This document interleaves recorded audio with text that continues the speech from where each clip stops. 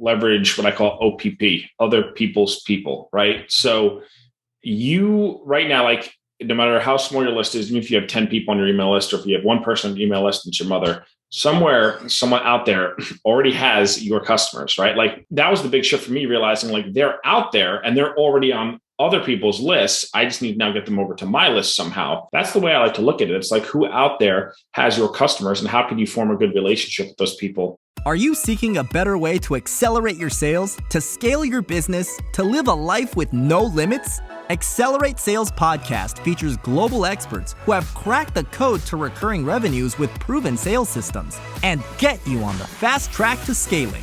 Now let's accelerate your sales with today's episode. Welcome to the Accelerate Sales Podcast. You're going to learn some incredible things on today's interview. One of those is the OPP, and it's a way of building your list. I don't think you've ever heard of it before, and you're going to love it. The second is the frequency, and what is the right frequency for sending emails to your list, and also, the concerns about unsubscribing and some true facts that will surprise you. And then the third one is what to measure on your list. And our guest today gives a metric that I've never heard of before, and it makes perfect sense, and you're going to love it. So if you're a first-time listener, welcome. And if you love what you hear or see, please subscribe. If you're a regular, I really appreciate your support, and also thank you for all those iTunes reviews that you've done. It really means a lot to me because, yes, I give a lot of my time for this podcast, and it's great to see those. Now, please take notes as you normally would, but if you're out riding your bike like I do when I listen to podcasts or walking, etc., you will also get a summary. So we give a key summary with all the links, and also you can go to our website, paulhigginsmentoring.com, and you can get a full transcript as well. So today's guest is someone who started as a special education teacher, and then loved and had a passion for writing, and spent 6 years effectively writing and perfecting their craft. And that's now led them to work for people like Jeff Walker from The Product Formula, and also Robert Kiyosaki from Rich Dad, Poor Dad, just to name a couple. And he also works with some of the biggest e-commerce brands in the world to help them to generate more revenue from their list. So what I'll do now is hand you over to Chris Orzechowski from Oz Media. Welcome, Chris. So great to have you on the show. Thanks so much for having me, Paul. Super excited to be here. Yeah, well, I've been highly recommended to talk to you. I listened to you on James Schramko's Superfast Business podcast, and I've also seen you work with Kevin Rogers, who I had the delight of having dinner with in Sydney, Australia, on one occasion. And I followed what you're doing. Email marketing is something that everybody should be doing more of, and we'll dive into that deeper in a moment. But why don't we kick off with who are the clients that you love to work with? Yeah. So at my agency, we typically work with large-scale e-commerce brands, so companies who sell physical goods. And we've had all different kinds of clients, from clients who sell skincare to supplements to bidets. We have one client who has a piece of exercise equipment for your manhood. We have all different kinds of clients like run the spectrum, and we just love having cool brands with like wild out there, really cool, really unique products, physical products. So that's what we like to do. We like to kind of optimize all their marketing and really just help them create more automated revenue and some of those back end funnels, so that they know that whenever they're spending money on the front end or doing any kind of acquisition, they know their leads and customers would be worth multiples more in the back end through the lifetime of that relationship. Yeah, brilliant. And what are some of the key problems that you help them solve? Other than, I know you've talked about revenue, et cetera, but what are the other key things that you help them solve?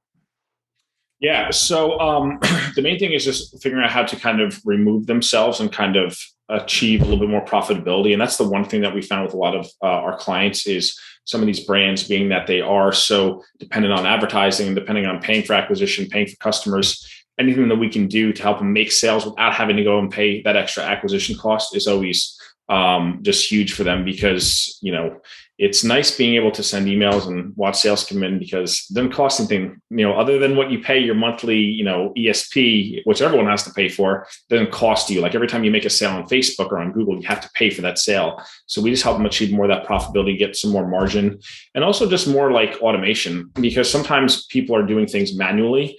And manual emails, broadcasts and launches and promos, those things are all good to do. But if you can create that little bit of an extra buffer, an extra 5, 10, or 20 grand from automation a month, that just does wonders for people's businesses. Yeah, great. And look, most of who I work with are sort of cloud business owners and consultants. And the hardest thing for us sometimes is to try to get people onto our list, right? And but with e-commerce brands, is it easy for them to get people onto their lists, or do they struggle like we do? That's a great question. So it really kind of depends. It depends on their overall strategy. Sometimes, there's some brands that are a little bit more like one-time purchase where they'll be able to manage to build a big list. But, for instance, if they don't sell a consumable or if they don't have a very diverse product line and it's just like you need one of their products and then you probably never need to buy a similar type of product ever again. Sometimes the list building is a little bit tough there. But from what we've seen, a lot of brands, like especially the consumable brands, it's super easy because what we found with a lot of these brands is that it's not just like when people they're buying the product, but they're buying the product because they want a specific outcome. So what we can do as the people writing the copy or doing the promos and sending out the emails is not just say like, hey, here's another sale, here's another coupon, which is kind of the approach that everyone takes. We like to kind of approach it like you are the brand owner, the voice and face of the brand is kind of like the Sherpa guiding them up the mountain, right? It's like everyone's starting at the bottom. They know they have the big lofty goal at the top. Like for instance, if it's health supplements, which is a very common one, right? Well, or let's say it's fitness supplements, like someone's trying to get in shape, they're trying to lose weight, they're trying to build muscle, they're trying to be healthier. It's like, that's not just a one-time purchase journey. It's like, you don't just buy one bottle of supplements or buy like one piece of exercise equipment and then your problems are solved for the rest of your life. Like that's a continuous journey. So what we always try to do is just continue to, educate people and move people up those little steps of the mountain until they get to their ultimate goal with the emails that we're sending. Yeah, great. And the I suppose, like I said, I find it difficult sometimes to get people on my list. So I've got around 16,000 LinkedIn followers, which is great. But if I look at my list, it's substantially smaller than that. I've got okay open rates, sort of 25% open rates. But, I'd love to have more people on it, from your experience in the industry, because I know that you have helped some consultants, et cetera, in the past, what are some tips on first getting people onto your email list? I think the best way to do this is to leverage what I call OPP, other people's people, right? So you right now, like no matter how small your list is, even if you have 10 people on your email list, or if you have one person on your email list, it's your mother, someone out there already has your customers, right? Like, this was a big shift for me in terms of thinking about how I went and built my list, because I said, man, like, where are my people? And I said, it's not like they're all just in this cave with like a gate on the front. And it's like, oh, I need to find where this cave is and unlock it and free all these people and get them onto. No, they're already on other people's lists, right? They're probably on hundreds of other brands' lists or people that they follow. So that was the big shift for me, realizing like they're out there and they're already on other people's lists. I just need to now get them over to my list somehow. So that's obviously not the most tactical, strategic thing, right? But that is where the thing kind of starts, because I say, okay, who are the people, who are the influencers they follow? Who are the other people in my space who I can maybe have some kind of partnership or some kind of friendship or relationship, develop some kind of relationship capital with, and kind of see if there's a way where, I can help them out, they can help me out. Maybe we team up on a product together. Maybe we team up on some kind of content series or whatever it is. There's always a way to leverage someone else's. And it's not like, I'm going to take their audience. I've always found a lot of people where they have a business where that complements mine. We just happen to have the same customers, right? So like if I'm friends with a web developer or a traffic person, I'm not going to steal their customers. They're not going to steal mine. Our services are complementary. So that's the way I like to look at it. It's like, who out there has your customers and how can you form a good relationship with those people? I know for me, the fastest way the absolute fastest way to grow a list is with a JV webinar or some kind of JV endorsed type of promotion. And they're not always the easiest to get, but there's nothing like the velocity that comes from when you have a JV webinar or some kind of, when someone mails for an event that you're doing, and then all of a sudden 250 subscribers appear out of nowhere in 2 days, right? That's pretty big for, people who are just trying to grow their lists, and they can really accelerate things. Yeah, look, that's brilliant advice. And I know I've done that myself. And a quick shout out to two of our sponsors. So one of them's Dubb, DUBB, and the other is Book Like a Boss. And I've done a similar thing where I've said to them, hey, look, you talk about yourself a lot, right? And as you know, it's nothing better than someone else talking about you. So why don't I come on and show you how I'm using your products to drive more sales? So then that gives you the opportunity to pick up people on your list to your license. And then obviously I get in front of those people to get them on the list. So I think that's a really, it's a great strategy that's worked for me. And like Chris said, you just think about those people that have got a complementary benefit, or they are complementary to you. And I think that's a great tip. So we've got people on our list now. So that's great. So, where is the missed opportunity that you see because of your vast experience with email marketing that many of us miss? Yeah, I think frequency is like the big thing.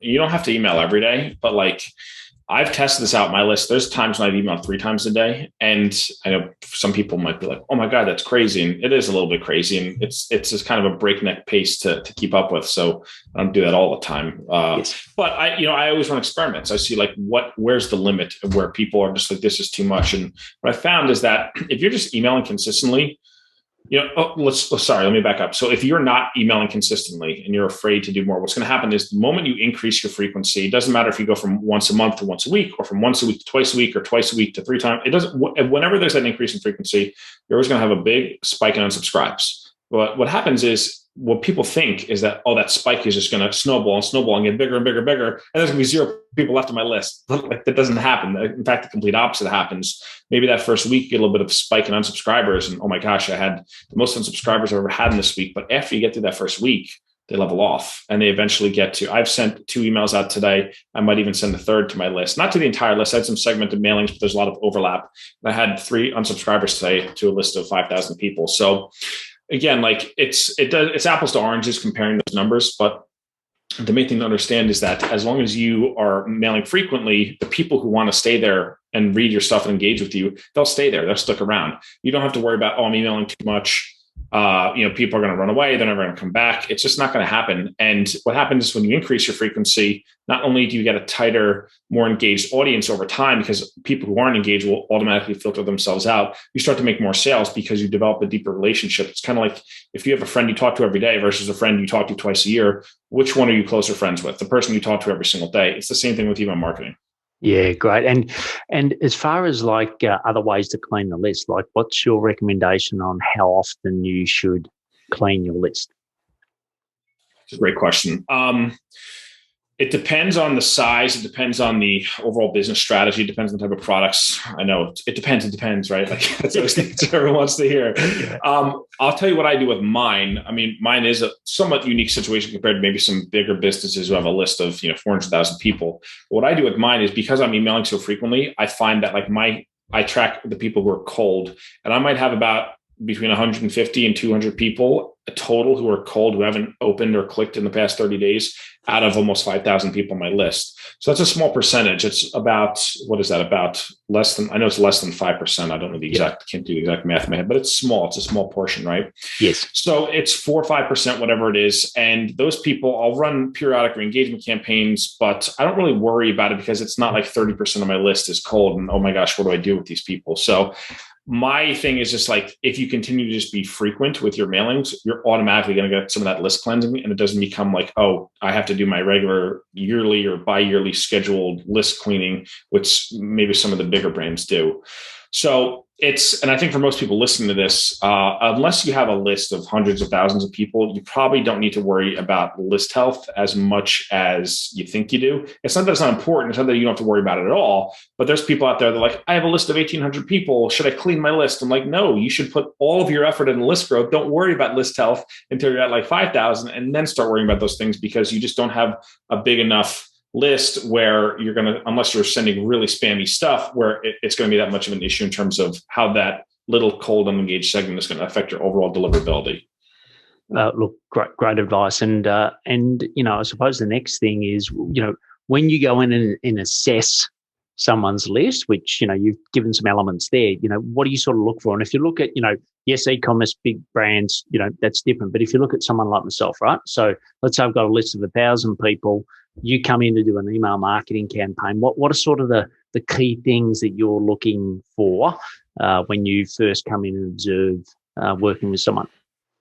With the list that small, the only thing I really care about is revenue.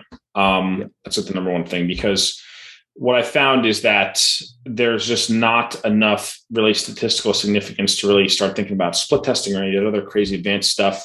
And I just say, how much money are you earning on a monthly basis from your list? And the metric that I like to use, that's kind of like my North Star metric, is earnings per subscriber. So the way you calculate that is you say, okay, I earned, let's say it's $20,000 from my product sales, from my email marketing this month. I have 2,000 people on my list. That means I have a $10 earnings per subscriber, which is not bad.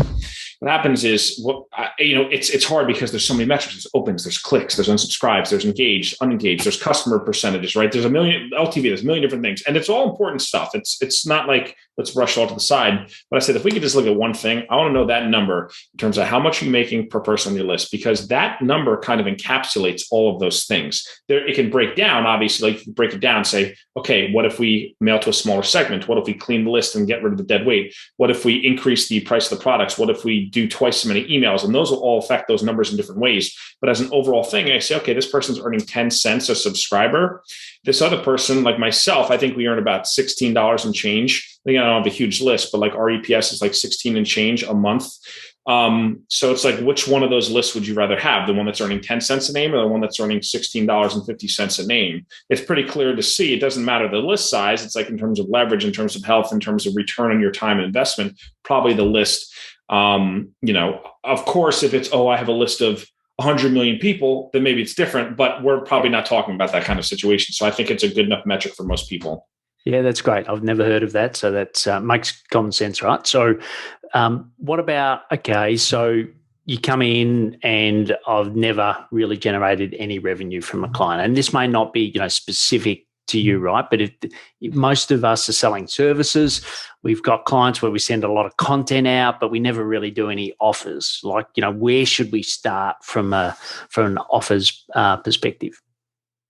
Yeah. So there's a lot of different things you could do, but I think you just kind of start simple. And as long as you've been sending anything out and you're keeping people engaged and say, okay, maybe you're sending blog posts on a weekly basis, let's say, right? And you haven't made an offer in 6 months or ever. Yeah. You have that engagement. It's just simply a matter of like saying, hey, I'm thinking about putting together this program, or I'm thinking about putting together this offer, this course. Like, would you be interested in buying something like this if I were to do this? And you don't necessarily have to go for the sale right then and there, but I always like to just test the waters and validate my ideas, because my belief is I'm not going to spend 6 months creating something that isn't going to sell. Like, that is the worst. There's nothing worse than losing a quarter or 2 quarters or even an entire year putting together this picture perfect course and saying, how do I sell this thing?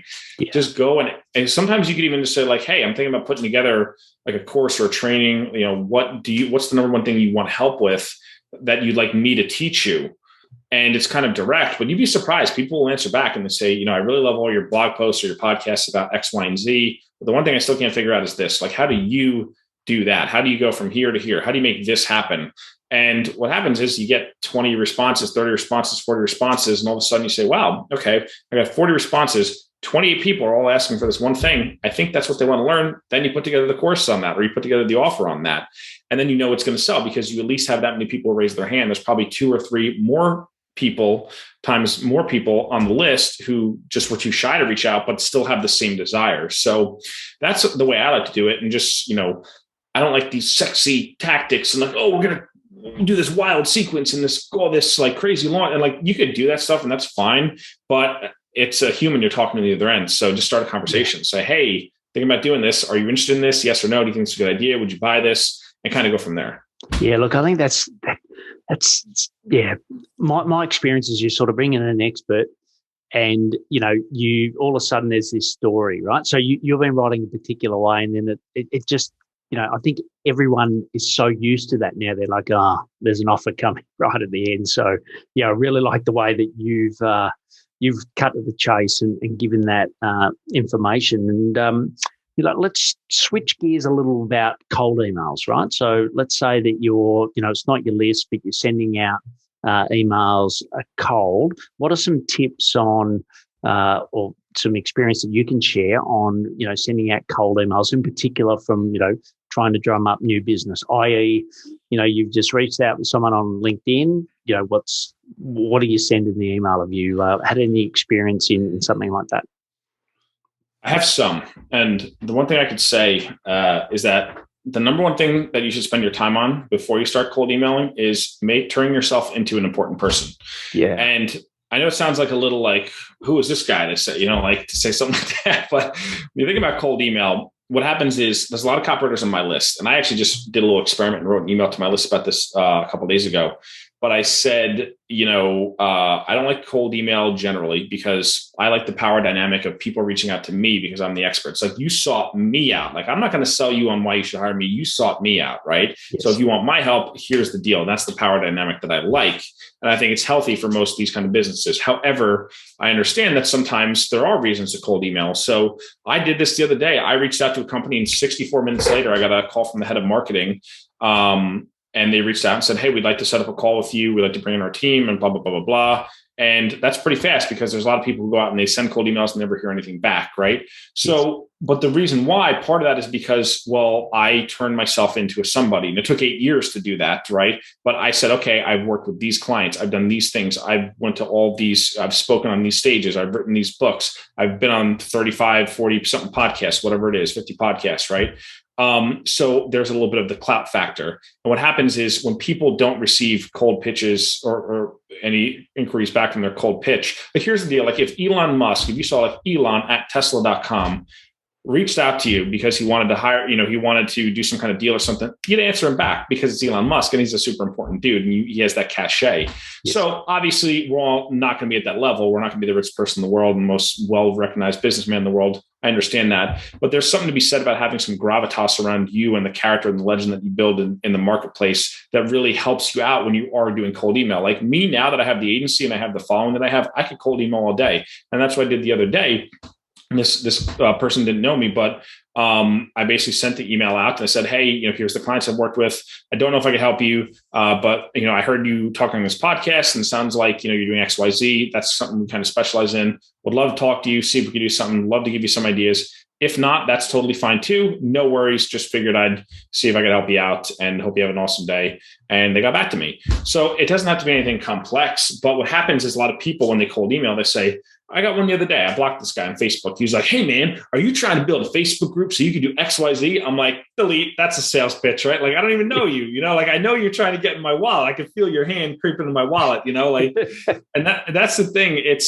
There's something to be said about just starting a relationship and being generally helpful. Yeah. I think if you're reaching out like on LinkedIn or some of those things, like what I would always do before, like, because before I had the following, the list and the website and everything else, I would contact people on Facebook and those places. And, what I would do is I would try to be helpful in public so they could see me. So I'd be in a Facebook group with them. I'd see what groups they're in. If I want to connect with them, they're in these groups and they're asking these questions or they're following these threads and I could chime in and offer some awesome advice. And then eventually over time, they'd see me and they say, oh, wow, that guy, Chris, he knows a lot about copy. And then if I struck up a conversation with them, conversation would naturally move towards copy. I wouldn't try to sell right off the bat.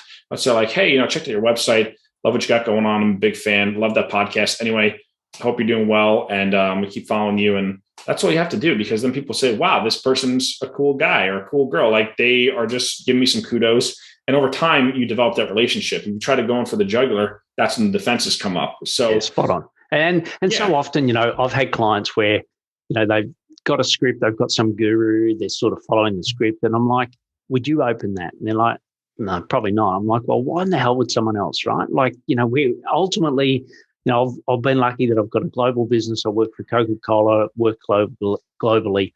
But, most of us are still exactly the same. Yes, there's cultural differences, et cetera, right? But, it's people to people, right? I remember Chris Ducker's always talking about people to people, and that's who it is. And I think you're dead right. Quick question on that is video, right? So, most of the cold emails, have you got any experience on, using text versus now, there's so many great video options. We've got Dub that I mentioned before, but also we're doing some work with BombBomb. What's your experience with using video versus just text? Yeah, I like Loom videos as long as it's something like genuinely helpful, and it's like, hey, I got this email in my inbox. Thought it was really cool. Curious, have you ever tried to do X, Y, Z? Big fan of your brand. I'm an email marketer. That's why I'm filming this video. I just wanted to give you some advice. Try this out. Hope it works well. And, something like that, where like you're not asking for anything, can absolutely work. And they can start conversations with people. And I've done some things. Like I said, I don't do a lot of cold stuff, but every now and then I'll see like a company and I'm like, all right, I can help these people out. And like, I know we can do a good job for them. Right. So we'll strike up a conversation that way. But again, it's still kind of like, I'm not like, hey, I want your business. I'm going to do whatever it takes. And we're going to work for free until we get you result. Like that's one thing they say. People reach out to me. I get cold pitched every week and they say, I'll work for you for free. It's like, I don't want your free help. That's the most expensive help out there because that's going to take more of my time than anything else to guide you, because if you were that good, I have to pay you for what you know what I mean? So yes, I think it's just a lot of like, you can give value up front without expecting anything in return. And like a lot of people might ignore you and some people might take the advice and do it themselves, or they might take the advice and hire someone else. But it's a lot better than just spraying and praying and hoping and saying, oh my gosh, I sent out 700 cold emails this week. I really hope someone gets back to me. And your pitch is off and you're just begging really for money. So it's all about relationship capital and saying like, how could I help someone? And if I help one person every day, eventually that'll compound over time. Yeah, look, I totally agree. And my experience with using, product like BombBomb, I get their LinkedIn profile up. So we basically let them know that we're going to send them a connection request. So they open to that. They say yes, they connect. Then I send a video and it's their profile. I'm talking about them and their profile. I'm just asking for a conversation. I'm finding that's working really well. So back onto email marketing. When is it the right time for a business owner to give up writing their own copy and bringing in an agency like yourself? Good question. So it depends on how much they enjoy it, A, how frequent they're mailing, B, and what other initiatives they have in their business. Like I still write most of my emails, not all of them, but most of them, just because, when you're sending 50 a month and you have also transactional emails and just course updates and, it really comes out to about 60 or 70 emails a month, right? And then building automations and everything on top of that. So maybe it's actually like 80 emails a month. Like now, like for me personally, like I have a team, right? Like we have my COO, we have my marketing and biz dev manager, I have my tech guy, I have Angie, my copy chief, I have 6 writers on my team. It's a big operation. So like what happens is you get to the point where you're like, okay, are the sales handled, right? Like, yes. For me, for a long time, every dollar in my business ran through me. And it was very flattering because I was like, oh man, look at how much we're selling. I'm closing these deals. I'm writing these emails. And like, you feel good about yourself. But at the same time, it's like that ego is what's stopping you from getting to that next level. So can someone else take something off your plate? Like one of the ways that sales come in might be emails. Can someone else do that? And if you had that time back where you're not writing emails, even if someone can only do 80 or 90% of the job that you could do, is that close enough? And with that extra bandwidth that you have from not writing all your emails, can you apply that at a different level, at a C level, executive suite type level, and that kind of thinking where you're sitting in the CFO or the CMO or the CEO or the COO chair and say, how can I pull different levers in my business to make growth happen faster? So what I've always found is like you write them as much as you can until you develop a certain style and know what angles work to where you can hand it off to someone. Sometimes people, it's like, yeah, we've never done email. We want to hire an agency. And if you have products that are very well known, and like if you're selling, a vitamin, for instance, that's the best selling vitamin, and you just have your own brand of it, like it's probably going to sell no matter what you do because you're riding a good wave. But if you have a personality based business or, an IP based business, it might take a little bit more of you developing the sales messaging and understanding here's the angles that work. When we talk about this, here's what works, here's the strategy. And now that I had that kind of package, I can hand it off to someone else. Yeah, Brian. And you talked about courses, and I believe you've got a course at the moment. Tell us a little bit about, what it's about and who's it for.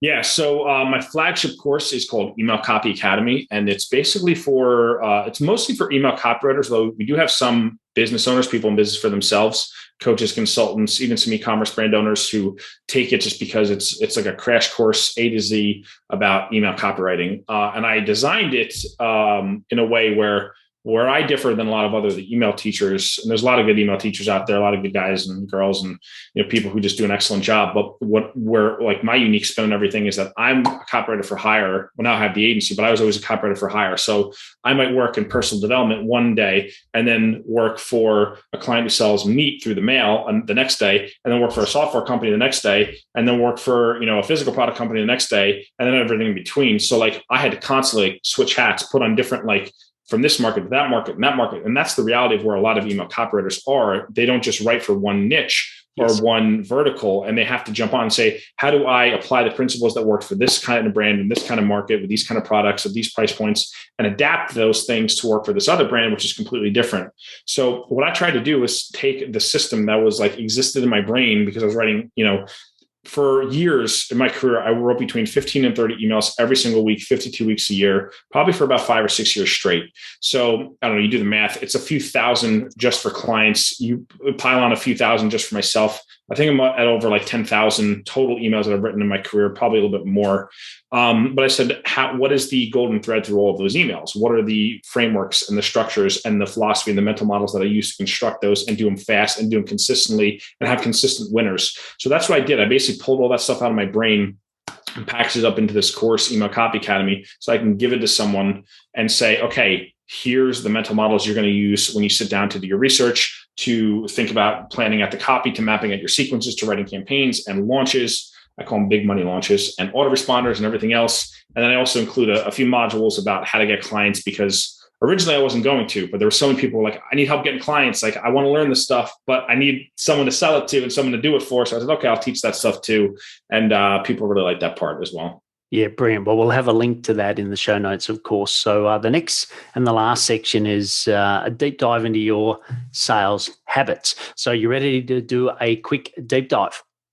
Absolutely. All right. Well, let's kick off with, what's a sales habit that helps you accelerate your sales? Yeah, it's just writing every single day.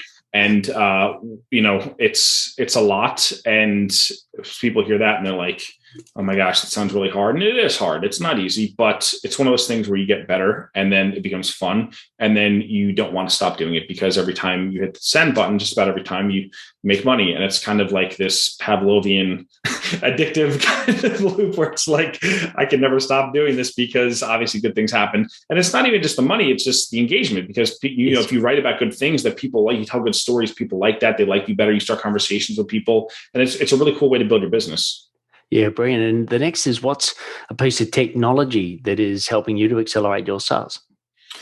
Thrivecart. I'm so in love with Thrivecart. We were on Kajabi for a few years, and Kajabi's okay. It's not bad. It's a decent platform. Yeah. But now that Thrivecart came out with that, they have this thing called Learn, which is, I'm sure you've probably heard, they have a membership portal, and it's very easily synced up and integrated with their shopping carts in the same actual application. So we moved everything over there, and it's just phenomenal. It's a really clean user experience. It's just easy. It's simple. They have all the features that we need. So and one of the things that was the advantage of Thrivecart over Kajabi was working through the upsell and downsell flows, which there was a lot of rigidity on Kajabi. Now we have that. We're making more money as a result. So that's been a huge thing for us technology wise. Yeah, brilliant. And what about for you? What's the best source of leads into your business? It's hard to pinpoint down exactly. The thing that I think where I get the best leads from is from my content. So I'm a very prolific blogger, although the last 6 to 9 months, I haven't done a ton of blogging just because it's been all hands on deck for every other thing in my business. But it's something that I've been itching to get back to, because since 2016, I've been blogging, and the first 18 to 24 months, no one really knew who I was. But if you continue to publish and you continue to get better at publishing, which is the key thing, you can't just keep writing, mediocre stuff. You have to say, what was good about this? How do I make this better for next week? And then continue to publish and continue to put in the reps. But I started to get really good blogging, and it's like people say, I want to be in this blog and I want to guest post here and I want to be in this publication. It's like, you have your own publication, build up your own publication, build up your own piece of digital property, because you can get reps in a practice and you own that. You can write whatever you want. You can be yourself. You don't have to worry about editorial guidelines. You make the editorial guidelines. So for me, just continuously blogging and putting out content over and over and over again, people just knew me as someone who has something to say and somewhere where they could go. Like, my mentality was, how do I make my blog the most valuable blog and even marketing on the entire internet? And I don't know if we've achieved that yet, but that's the goal. And that's the long-term goal. So as long as we continue to do that and continue to add good content where people can go to our site, read the blogs and say, wow, this stuff is great, I can literally take this free stuff and make more money with it, they'll always come back and become customers. Yeah, great. And look, obviously we're going to have the link, but the email copywriter.com is where you can go and find that blog. So the last question is the big one. I always leave it to the end for that reason. But what's one action we can take from everything you've talked about today to 10x our sales?